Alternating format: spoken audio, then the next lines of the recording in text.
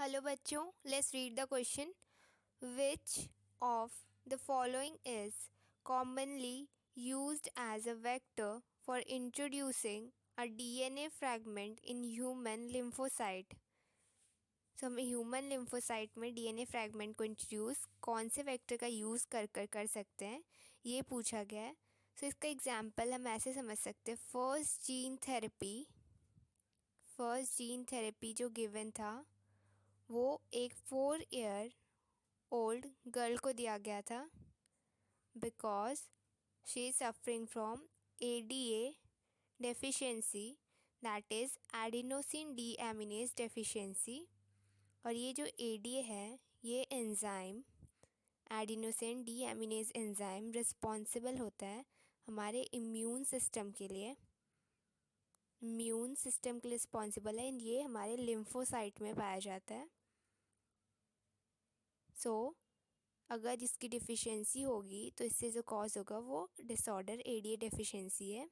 So to cure this, lymphocyte में हम ADA enzyme का इंट्रोडक्शन कराएंगे एंड थ्रू डिज़ायर्ड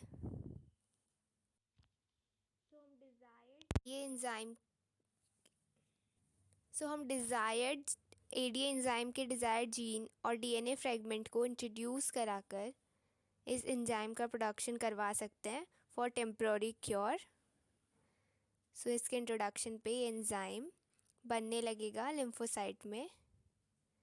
सो जो इंट्रोडक्शन होता है, इस इंट्रोडक्शन के लिए जो वेक्टर यूज़ करते हैं उस वेक्टर का नाम है रेट्रोवायरस. इस रेट्रोवायरस का यूज़ कर हम डिज़ायर्ड जीन को इंट्रोड्यूस करवाते हैं लिम्फोसाइट में. सो हमें क्वेश्चन में भी यही पूछा गया है.